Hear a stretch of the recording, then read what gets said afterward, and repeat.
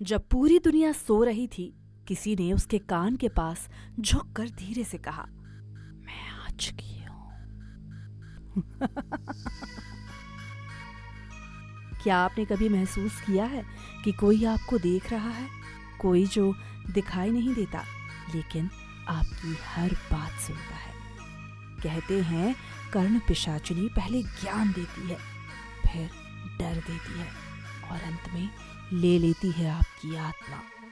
आज जो कहानी आप सुनने वाले हैं वो सिर्फ एक कहानी नहीं, एक चेतावनी है। हेडफोन लगाकर सुनना अगर हिम्मत हो तो। हेलो गाइस, मैं हूं दीपिका और स्वागत करती हूं आपका दीपिका's बॉक्स में। घड़ी की टिक टिक कमरे की खामोशी को काट रही थी। अचानक आदित्य की नींद खुल गई। उसे साफ महसूस हुआ जैसे कोई उसके कान के पास झुककर सांस ले रहा हो, ठंडी बर्फ जैसी ठंडी सांस। उसने झट से करवट बदल ली। कमरा खाली था लेकिन कान में धीमी आवाज गूंज रही थी कि मैं आ चुकी हूँ। आदित्य बचपन से अपने दादा दादी की बातें सुना करता था। उसके दादाजी कहते थे, बेटा, कर्ण पिशाचिनी कोई साधारण आत्मा नहीं होती, वो ज्ञान देती है पर कीमत जान लेती है। दादाजी ने एक किस्सा सुनाया था। करीब 40 साल पहले उनके गांव में एक तांत्रिक आया था। नाम था महेंद्रनाथ। वो दावा करता था कि उसे भविष्य दिखता है। लोग उसकी हर बात सच होते देखकर हैरान भी होते थे, लेकिन किसी ने नहीं जाना कि वो हर अमावस्या को शमशान में बैठकर कर्ण पिशाचिनी की साधना करता था। एक रात गांव के 2 लड़कों ने उसे देख लिया। तांत्रिक मिट्टी का घेरा बनाकर मंत्र जाप कर रहा था। अचानक उसके कान के पास एक औरत की परछाई उभरी। वो कुछ फुसफुसाई और तांत्रिक हंसने लगा। अगले दिन उसने पूरे गांव के भविष्य बता दिए। सब कुछ सच निकला, पर धीरे धीरे तांत्रिक बदलने लगा। वो खुद से बातें करता, कानों में उंगली डाल डाल कर चिल्लाता और एक दिन वो अपने ही घर में मृत मिला। उसके दोनों कानों से खून बह रहा था और दीवार पर खून से लिखा था, ज्ञान मुफ्त में नहीं मिलता।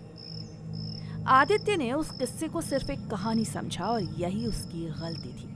वो YouTube पर तंत्र मंत्र के वीडियोस देखता था। एक रात उसे एक गुप्त मंत्र मिल गया था, कर्ण पिशाचिनी की साधना का मंत्र। नीचे लिखा था, सिर्फ बहादुर लोग ही इसे पूरा कर सकेंगे। बस यही लाइन उसकी जिज्ञासा को जगा गई।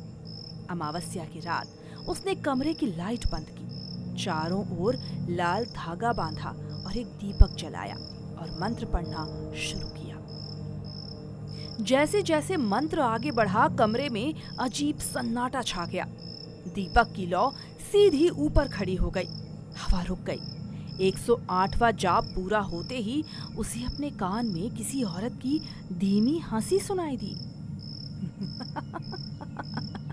तुमने मुझे बुलाया है? मैं आ गई। शुरुआत में सब कुछ अच्छा था। आदित्य को लोगों के मन की बातें सुनाई देने लगी। कौन उसे धोखा देगा, कौन सच बोल रहा है, उसे सब पता चल जाता था। लेकिन आवाज रुके नहीं रुकती थी। दिन में, रात में, नींद में, हर समय। धीरे धीरे वो आवाज आदेश देने लगी, अपनों पर शक करो, आईने में मत देखो, अगर मुझे छोड़ने की कोशिश की तो मारे जाओगे। एक रात उसने हिम्मत करके आईने में देखा। उसके पीछे एक औरत खड़ी थी। लंबे बिखरे बाल, चेहरा आधा जला हुआ और आंखें पूरी सफेद, और उसके होंठ आदित्य के कान को छू रहे थे। अब तुम्हारी आत्मा मेरी है। अचानक आईना चटक गया।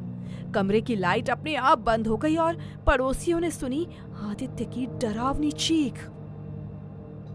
अगली सुबह दरवाजा अंदर से बंद था। जब तोड़ा गया तो आदित्य फर्श पर पड़ा था। डॉक्टर बोले हार्ट फेल, लेकिन उसके कानों के पास अजीब जलने के निशान थे। और सबसे डरावनी बात, कमरे की दीवार पर उंगलियों के उल्टे निशान थे, जैसे कोई छत से उतर कर गया हो। कहते हैं कर्ण पिशाचिनी ज्ञान देती है, पर वो इंसान को अकेला कर देती है। पहले वो राज बताती है, फिर डराती है और आखिर में उसकी आत्मा ले जाती है।